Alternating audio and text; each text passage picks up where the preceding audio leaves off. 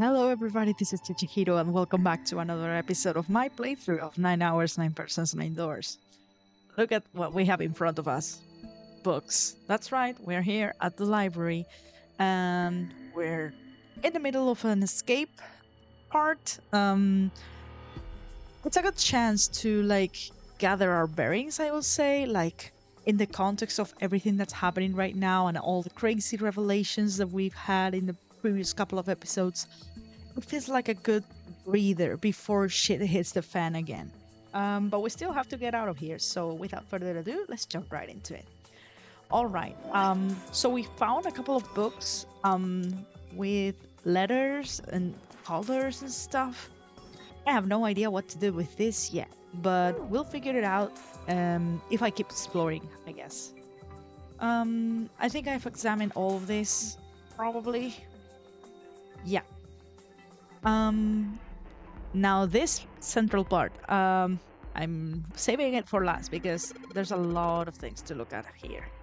Let's see what we got here. So many books here. I wonder what this one's. Oh, what's this? Arm? Oh, sorry. No, I'm sorry. Oh, did he brush her hand? Hey, what's the deal with this sappy stuff? Right. uh, Clover, I'm so sorry. Junpei's probably a bit older for you, and sorry, he already has his eyes on someone else who's currently in tons of danger, so let's hurry it up. Oh, look at this. There's a couple of books on the glass shelf. From left to right, they say Volume 6, Volume 3, Volume 2, Volume 4, Volume 1, and Volume 5. Let me write down that sequence. That's 6, 3, 2, 4, 1, 5. Just in case, feels like some sort of combination. And this is locked. Oh, is it as easy as just inputting that sequence? In the middle of the glass door is a cylinder lock. You know, the kind of lock where you rotate the numbers around until you got the right ones to open it. What the hell is this? It's like they just gave us the answer. See, now that he's saying that, I have a feeling that's not gonna be it. But let's try anyway. Guess I might as well give it a shot. Because it feels too easy, right? Definitely feels too easy. Also, look at this. The cylinder has like every single number. Like, well, obviously not every single number, like from 0 to 9. But these volumes only go up to 6, so... That would be 4, 1, 5. Did it work?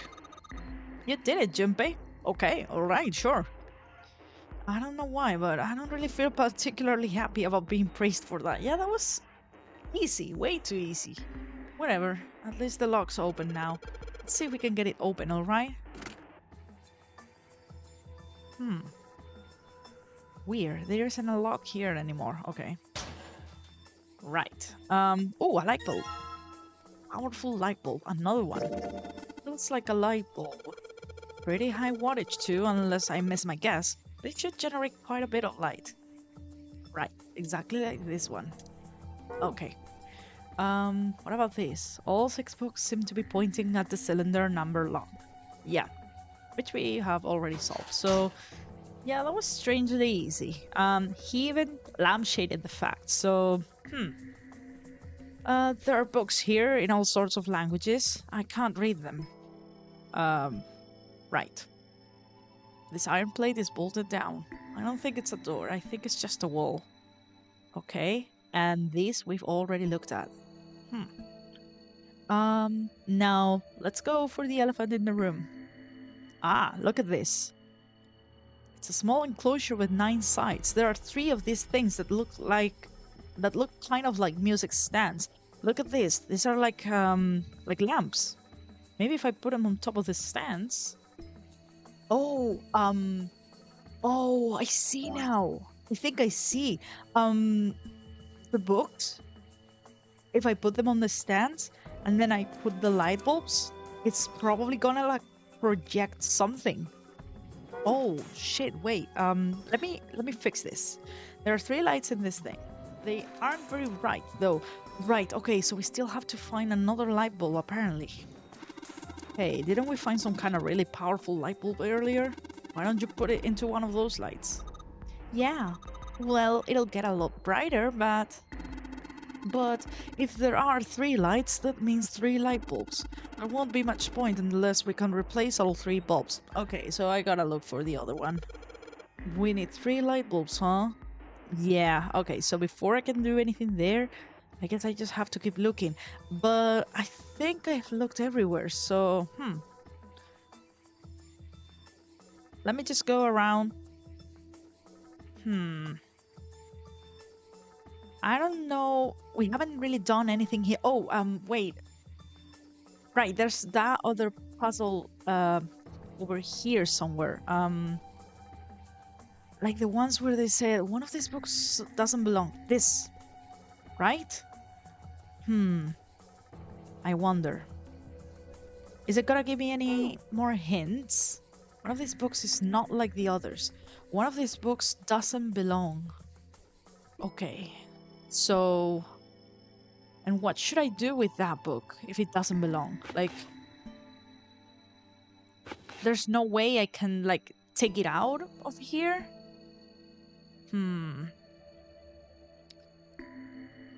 I don't know. Oh, man. Okay, do I have anything that I can put in here? No. None of these books go here. That's just for the puzzle downstairs. What am I supposed to do with this? Let's see. ERNL PEIU NEDB and OHFB. Okay, so the book that doesn't belong. My immediate first thought is this one, based on the fact that it has like the little stripes at the top and the bottom. But I don't know, because there are no other hints or anything that indicates what we should do here.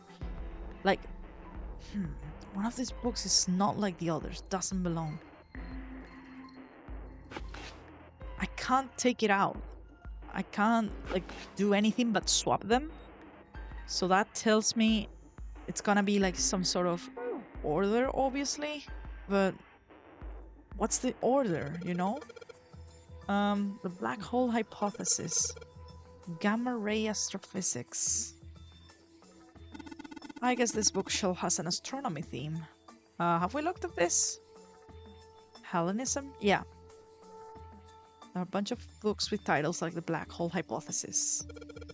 Energy theory, development of nanotechnology materials, interactions between shortwave energy and matter. What else we got? Just listening to you read those titles is giving me a headache. Can't say fancy technology stuff and I get on real well.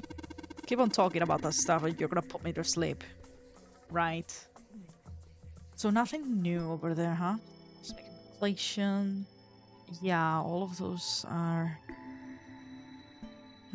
I'm wondering if these are like acronyms for something and there are hints around it, but that doesn't look likely. Yeah, quantum gravity, I don't see any Q's or any G's here, so shit.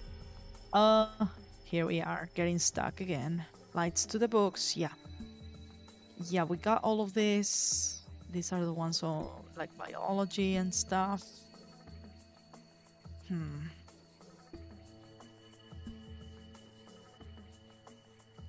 Oh man, I hate this. Right, let me go back to this because DADKIND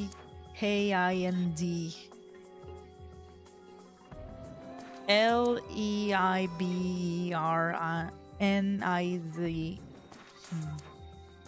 And why is volume number 8 like these are almost symmetrical, but volume number 8 is missing from these shelves and it's here on these, so does that mean anything? The colors don't match. It's got the volume number written on the lower part of the spine. Right. Yeah, the colors don't match the books above, so this is that place. Anything we've forgotten to look at here? Scaffold made of wire netting that goes all the way to the edges of the cylinder. Okay. Hmm. And this just says the lights to the books thing.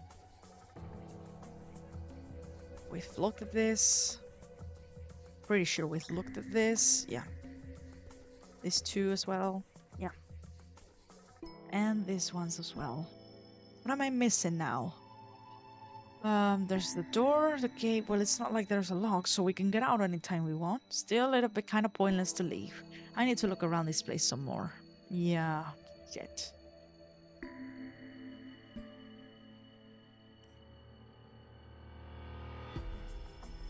Okay.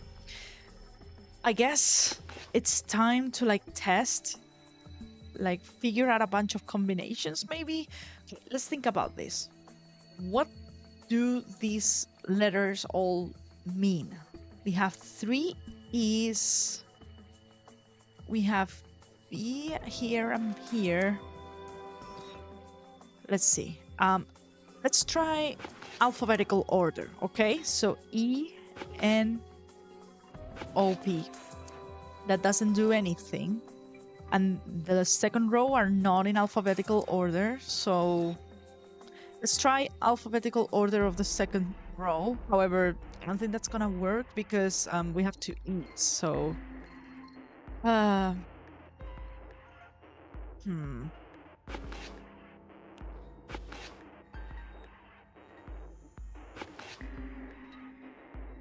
I would say spelling something, but I don't think.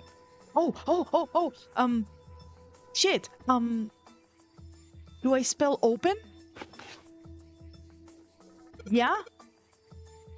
How about this? Yes. Okay. Looks like putting those books in the right order opened this thing right up. Huh, that was a piece of cake. Honestly, I gotta say, it kind of had me tripped out for a moment, but then I open here, find Bob. Yeah, okay. I just figure out, I just saw the rest of the message. Duh. Oh my goodness. That was a clever puzzle right there. Hooray! You did it, Junpei. I guess that turned out well enough. So the letters from the title spell out, open here, find Bob. Yes. Okay, so now they're gonna make us do our thing. The light bulb looks like it's brand new.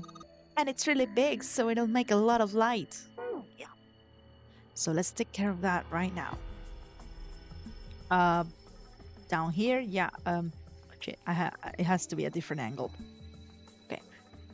So, yeah. So you can go here. All right. So there are 3 lights in here. I'm gonna change these bulbs. Now they should. Hey, look at that. Oh, those light bulbs really make a difference. It's pretty bright in here now. So now the books, right? Small enclosure with 9 sides. There are 3 of these things that look kind of like music stands. Okay, how about we try putting these picture books on the stands? Then... Awesome! It looks like it worked! Way to go, Junpei. Good job, buddy. There's something projecting on the bottom. These letters, they seem familiar. Sheldrake 5. So, tome 5 from the collection right there. Sheldrake 5. It says Sheldrake on the spine of this book. It's got the volume number written on the lower part of the spine. Can I actually interact with it though? Yeah? Ah, shit. Do I have to look at this again? Sheldrake 5? Oh, okay. There we go. I think I saw the rest of this collection somewhere. Shit. It changed to adventure screen. Well, it doesn't really matter because I guess escape sections always switch back to adventure, but good thing I caught that. So there we go. Yeah. Yeah, I think it was somewhere around here. Let's go take a look. Okay. Seven and Clover walked off, leaving Junpei and Snake behind. Sheldrake. Have you heard of him? Sheldrake, I mean. Yes, we have. Junpei grinned. Yeah, Lotus told me about him. Yes, this is good. There's a British biochemist named Sheldrake. He has a rather interesting theory. Morphogenetic fields, which relies on the theory of morphic resonance. And here we go again with the themes. Really? From Lotus, huh? Now, here, I'm interested to see what Snake knows about this because he was part of the experiment. Like, apparently, if I'm right about this theory and Clover was in the building in Nevada, he would have been the one to actually like participate in the Nonary Game recreation. Well, not recreation, I guess. This is the recreation. That one was the original. And yeah, what's it like? And if the point is, as I'm thinking, to test if telepathy is like a thing, like if it can be developed, mm, I want to see. I just want to see what Snake knows about it and if it really did work. You know, Well, Clover also said something to me about that stuff. true. She did? Yeah, she would know about this. Yeah, what was it? The ability to access a morphogenetic field is affected by a couple of things. The first is epiphany, and the other is danger. Hmm. That girl. I told her not to tell anyone. Oh, interesting. So, yeah, I imagine this is not the kind of thing that you would want to go around divulging. However, I feel like in this situation, in this circumstance, it's kind of justified to do that. You did? Why? Well, Like the coincidences between that experience and this one are too similar for her not to mention, not to bring them up at all. Obviously, there's a connection, even if you have no idea about what it is. Junpei's eyes narrowed. Look, man, I didn't push it because we're in a hurry, but I'm kind of sick of this. How about you just tell me, okay? Oh shit, he's got an attitude. tell you what? Don't give me that. About the experiment. Snake's shoulders slumped as he shook his head slowly. Ugh. He'd finally given up. Very well, fine. I'll tell you everything. Yeah, we already know like half of it, but I'm interested to know more. And this feels like it's gonna be the route to figure all of these things out. But not here. Let's move to the top floor. Okay. Junpei nodded. With that, they climbed the stairs to the top floor.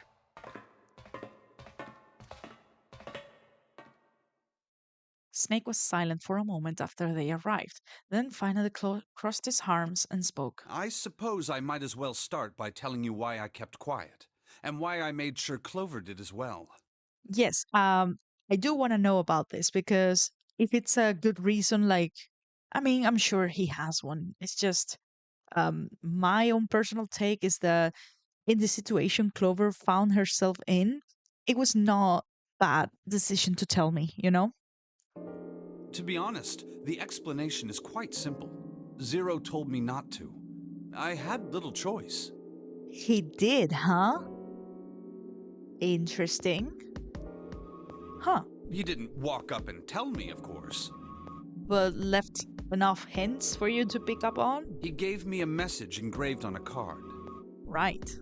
Snake reached into his sleeve and pulled out a small, stiff piece of paper. That's a Braille card. Yeah, kind of like the one he did show everyone else at the beginning, with the like extra rules and stuff. It looks just like the one you showed us earlier. Yep. So you had 2 cards. And he didn't show all of them. He kept one literally up his sleeve. No, only one. Huh? What do you mean? Oh, never mind then. Did you find this then? I thought that card just had some rules for the Nonary game on it. Yes, it did. Oh. And also, this information that you're about to tell me, and you just didn't translate it? And those were the rules I read you. However, He didn't translate all of it. they were not the only thing on the card. There was something I didn't read. Well, perhaps I should say there was something I couldn't read. Oh? And that was? Tell no one of the events that took place 9 years ago. Okay. Tell, and I activate your sister's detonator. Oh shit. Yeah. I mean, under those circumstances, you would obviously not want to talk about it. But if that condition was only for him, then Clover saying things about it would not really go against the rules, maybe? It's a threat on our lives. Oh, well, Maybe Zero slash Santa. I'm gonna go ahead and assume that 100% Santa is Zero. Um, Still gonna call him Zero though. So maybe he didn't think that Clover was a threat, only Snake for some reason. well, what about Clover? Did she get a message from Zero too? Oh yeah, let me know about this. I don't believe she did. But doesn't it strike you as strange that Zero would shut my mouth but not hers? Yeah, exactly. This is what I want to know. Yeah.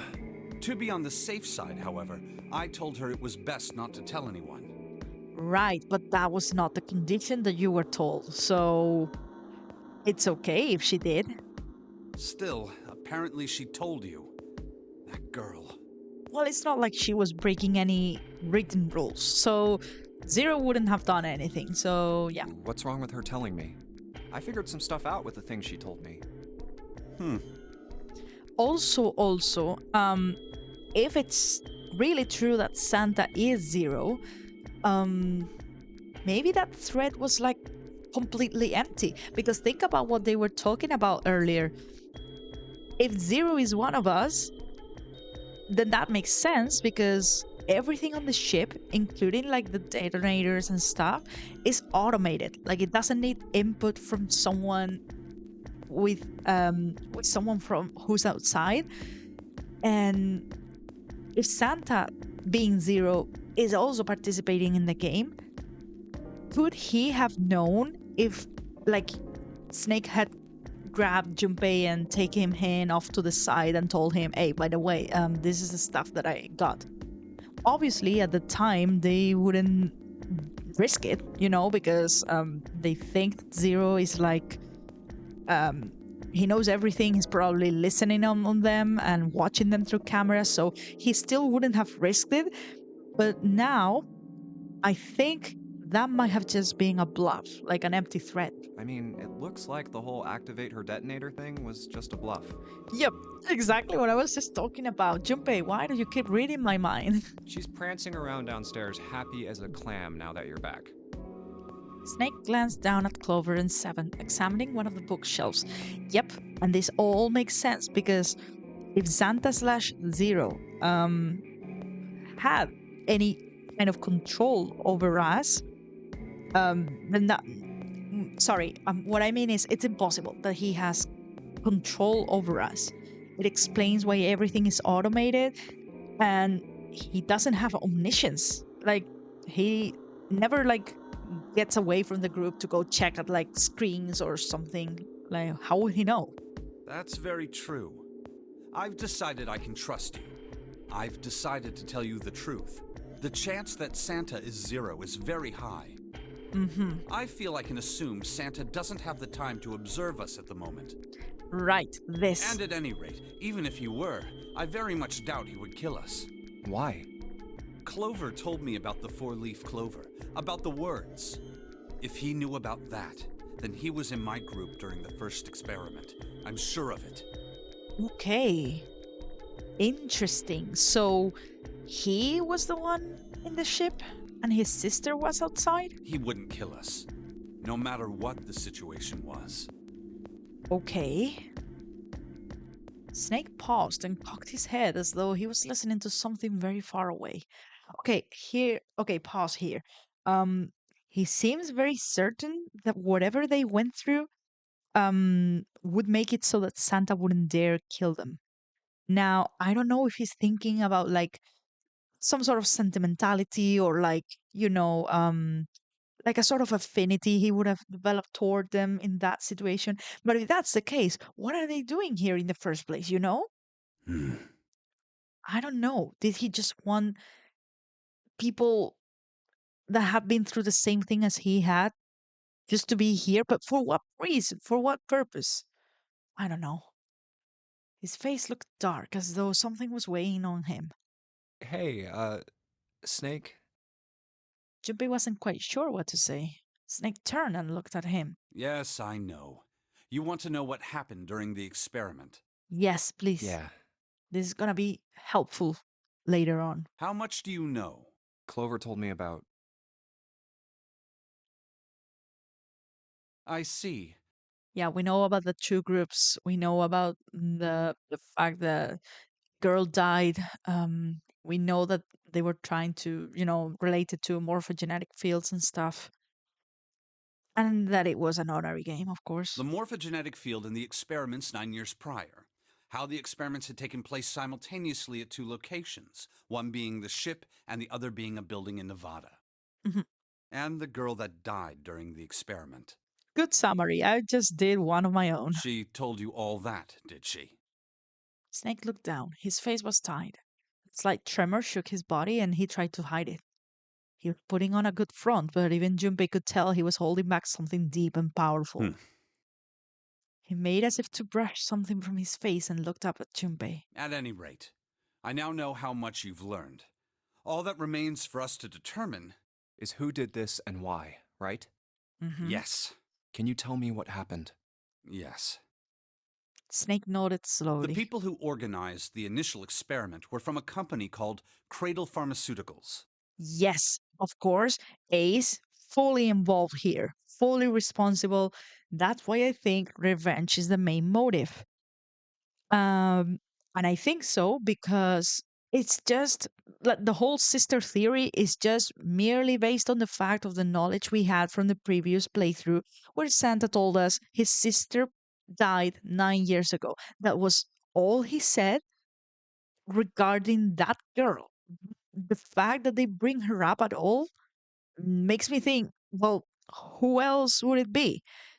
I mean, he could also, this could also be completely unrelated, and he's just trying to get revenge for his own sake. But just based on the fact that Snake and Clover, two siblings, are also like involved in that experiment, makes me think that they were trying to test this whole morphogenetic fields and telepathy thing with siblings specifically. Maybe they have like some sort of bond that they were trying to trust or to try, sorry. Or maybe they like figure out, well, it works. Maybe it works if you have like similar DNA or something like that. I don't know. It could be anything of like that, but it's enough of a pattern to make me theorize that that's what's going on. There were 4 of them running the show. Right. Tell me about the others, please. Gentaro Hongo, That's Ace. Nagisa Nijisaki, We don't know that name, but it looks like is Nagisa like a female name?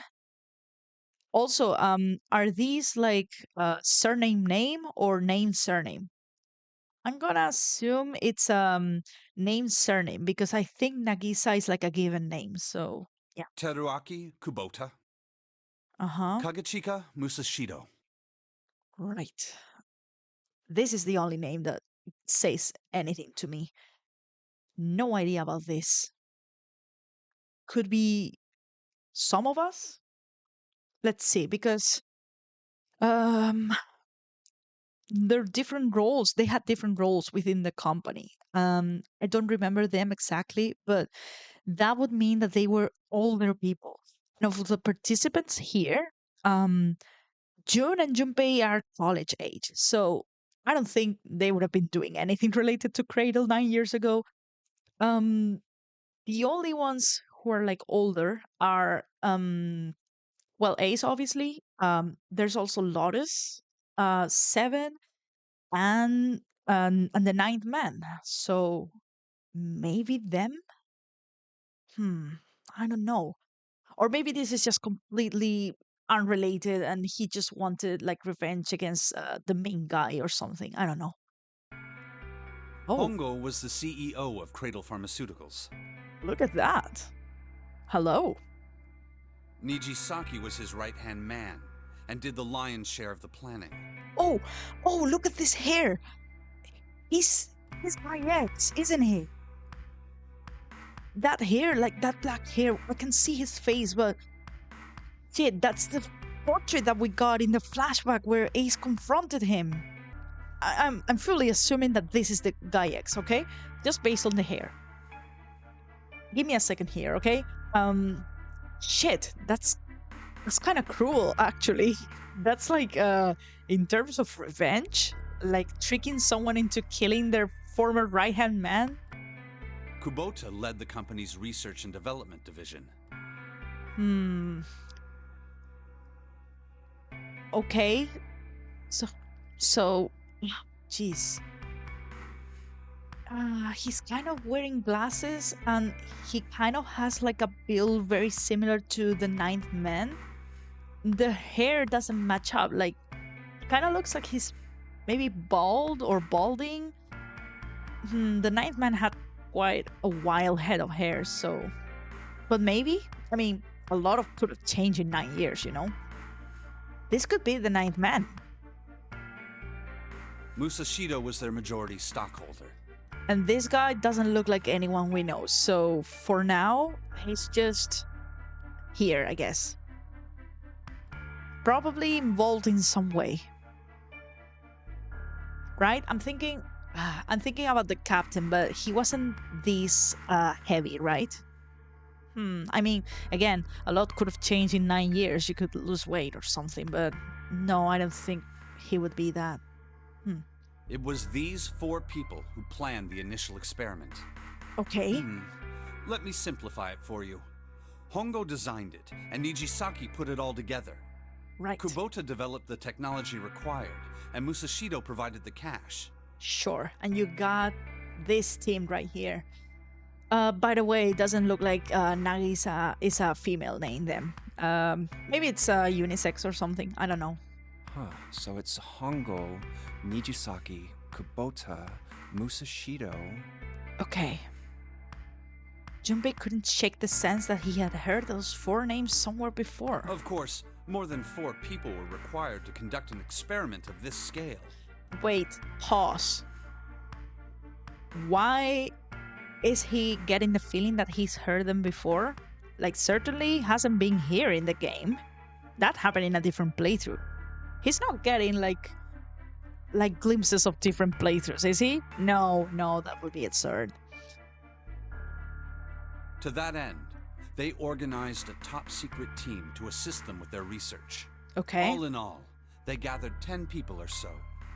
10 people or so, huh? Those 10 completed their team, and they were able to begin the project. Are we gonna get more names or portraits? They named it the Nonary Project.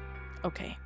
The purpose of the experiment was to research the prospect of controlling a human mind through sheer will. Damn. The vessel, I suppose you could say, for this control was the morphogenetic field. Huh. Why did the glycerin suddenly begin to crystallize? Yes, this also. Why did the crystal structure of EDT undergo a sudden change? Oh, man. Okay, who brought up these topics of conversation? This was June. This was 7. Now, I've said I don't think June is involved because this took place 9 years ago. She would have been like child or like an, like a young teenager, maybe. And yeah, and he and Clover were definitely like way younger, but they were test subjects, so it doesn't matter that they were younger. And 7 is like the right age to be like working here. Shit. But he has amnesia, so he doesn't know. He got a glimpse of like the memories that he doesn't remember. And he might be remembering those memories because he's heard that story before, because he was working with this team that developed this whole thing. Why did the rats improve their puzzle-solving skills with each generation? And this is stuff that Santa told us. Experiments with humans produce the same results. The more people who knew the answer to a question, the more there were who could answer correctly without having seen the problem before. Yeah. Why is that? How could it happen? And this is what Lotus brought up. Again, she's also the right age to be involved with this team. The answer is that the shape of the answer has been stored in a field invisible to the naked eye. And through that field, the resonant event transmits information related to that answer. The resonant event, huh? That's essentially the idea behind morphogenetic fields. Okay. Right, the shape of the answer stored in a field invisible to the naked eye. And through that field, the resonant event transmits that information related to the answer to the subjects. Okay, what's this resonant event? But that's just a theory. Can't bring yourself to believe it? Yeah. Let's say someone killed another person because the devil told them to do it. Okay. Whether the devil exists or not has no relevance to the murder. They believe the devil exists. Whether or not he does is immaterial. Right. So what matters here is that Hongo believed in the morphogenetic field. That's Seems right. like it. Snake nodded, and he went far. Way further than anyone should have gone in order to test it. Shit. But I still don't get it. You said they wanted to figure out how to control people, right? That is what you were saying.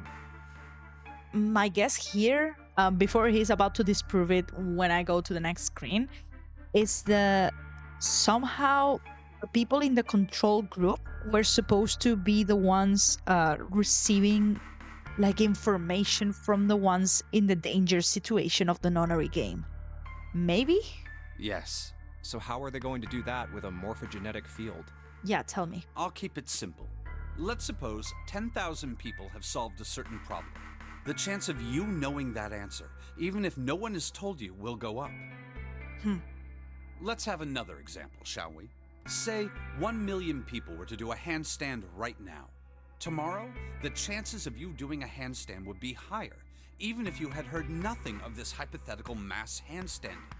Sure. Mankind's thought process and actions are all part of a resonant event. All of the resonant events encoded in the fields are projected onto you.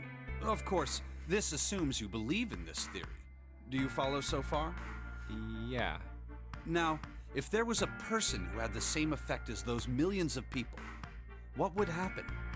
The same effect as those millions of people. If that one person were to do a handstand, other people would find themselves wanting to do handstands as well. Okay. Can you imagine what a person with powers like that would be able to do? Shit, control everyone and everything. That's what they were getting at, huh? Come on, there's no way. I'm not done. Imagine another scenario. Imagine another person. This is an ordinary person. Let's say he does a handstand. What if there was someone who could grab the resonant event he created by doing that and use it to make other people do handstands? Yeah. What would happen then? Like, either have the power to do this yourself or have the power to control someone who can influence people in that way, right? A person who has the power to write to the field and someone who can read from the same. Yeah. You could think of them as the writer and the reader, or the transmitter and the receiver. What would the world be like if there were people with abilities like these? Junpei thought about it for a moment.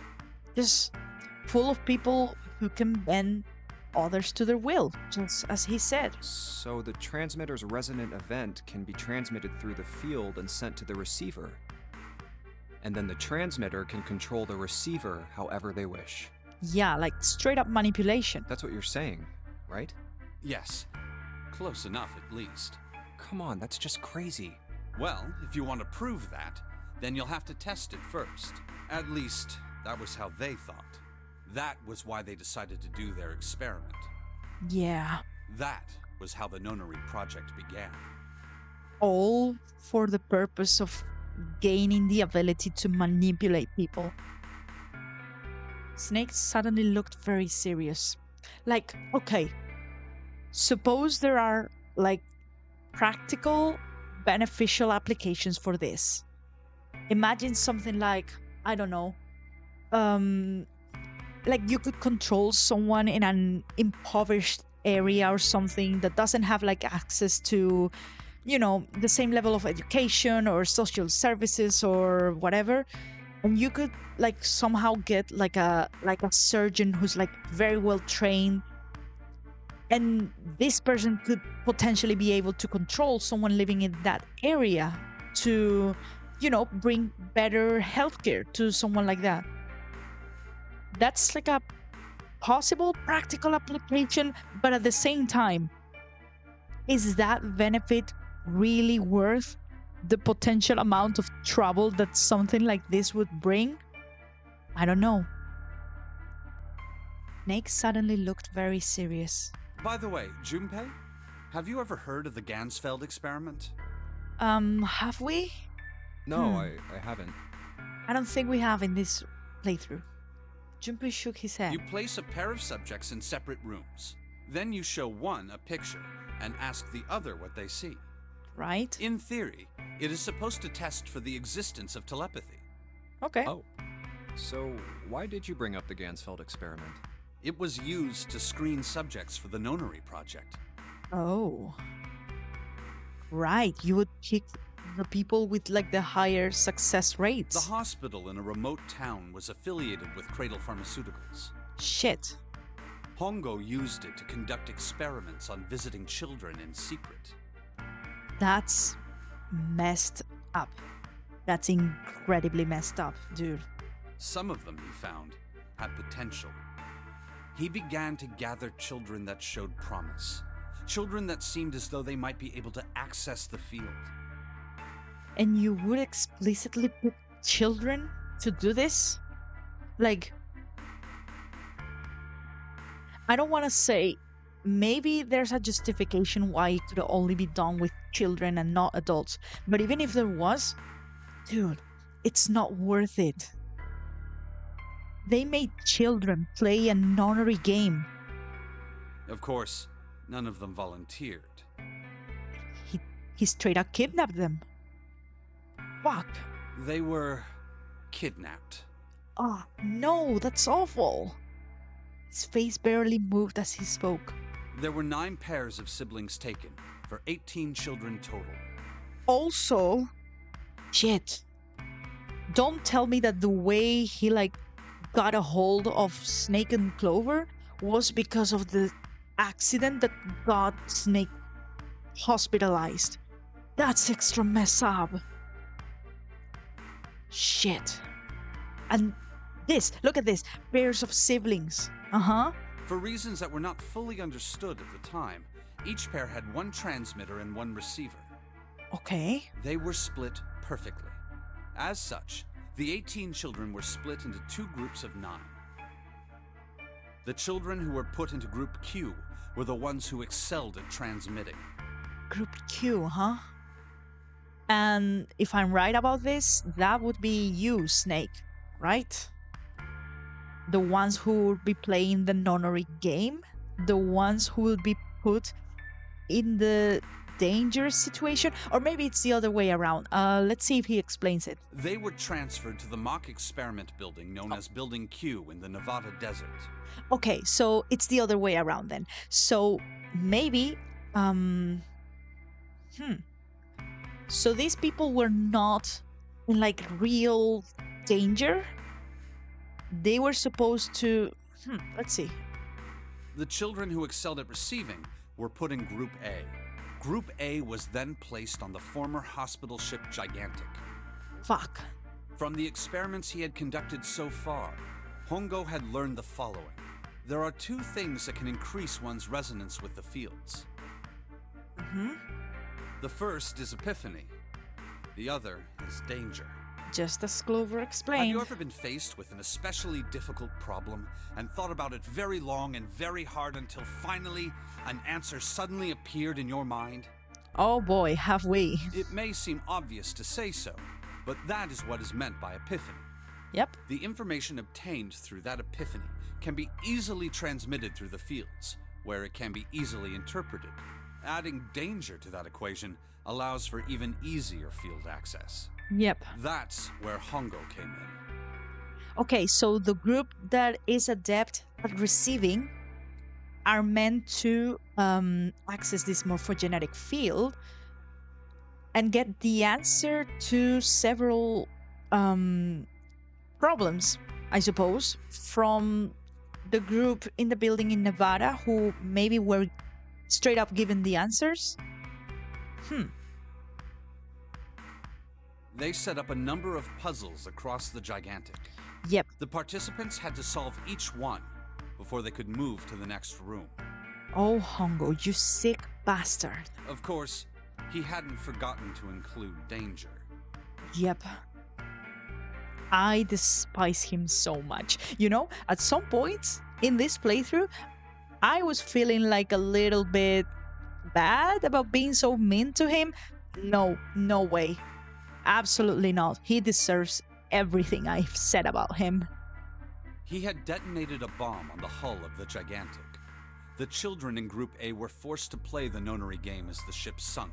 The exact same scenario we find ourselves in. By forcing the children into a life-or-death situation, Hongo hoped to increase the likelihood of their tapping into the fields. Well, it's a much worse situation because they were fucking children. The children from Group Q, on the other hand, were confined to the mock experiment building, Building Q. Building Q duplicated the interior and puzzles of the gigantic exactly. They were not in any real danger, right? It's the other ones who, through being in actual danger, were supposed to grab the answers from group that already knew them. Every detail was exactly the same. Hongo explained the situation to the children in Group Q. Solve the puzzles you find throughout the rooms. When you have the answers, transmit that information to the children in Group A. If you succeed, they will be able to solve the puzzles and escape. That's messed up. And he would also put this kind of pressure on them. But if you fail, then the gigantic will sink, and your brothers and sisters will drown. Yeah, look at this. So they were not in physical danger, but they were under the fucking threat of their siblings dying. Those were his orders. Do you know why the astronauts of Apollo 13 were able to return to Earth safely? It was because NASA had access to a replica of the Apollo 13 capsule. Right, so that if something happened up there, they would be able to replicate it down here? All of the equipment, the instruments, everything. All of it identical. Interesting. Is this fact? Everything was just like the real Apollo 13. NASA was able to replicate the situation the astronauts found themselves in. By putting themselves in the same situation, they attempted to solve the problems the astronauts were dealing with. Interesting. And again, I do wonder if this is factual. Once they found solutions, they reported their findings to the men aboard the actual capsule. That was how they were able to return safely. It was the same with the gigantic in Building Q. The children from Group Q had to use the power of epiphany to solve the puzzles they found. Yeah. And transmit what they learned through the fields. The children in Group A, however, they were meant to receive those answers. They had to access the fields to learn how they might advance to the next stage. That is the simplest explanation I can manage. By the way, Group Q and Group A, question and answer, right? Snake sounded defeated. His half-hearted attempt at derision served only to show how much the story had affected him. Yeah, this would have been so traumatic. I can't even begin to imagine. Just as Junpei was about to speak. Hey, Junpei, Snake! How much longer are you two gonna sit around on those bony asses? Oh, Seven, are you involved with this? I mean, were you involved with that? Oh, jeez. Guys, I feel like we've learned so much in this episode. Again, here I was thinking maybe our time at the library will serve as a bit of a breather before everything that's gonna come next. And the game said absolutely not. All right, guys. Well, I think that's gonna be it for this episode. Maybe they will say something in a couple of sentences that I should probably include in this episode, but it's already long enough as it is. So I think I'm going to call it here and we can see what else they have to say in the next one. Guys, thank you so much for watching. Please leave a like, comment, and subscribe if you're enjoying this playthrough. And I will see you in the next episode. Goodbye for now.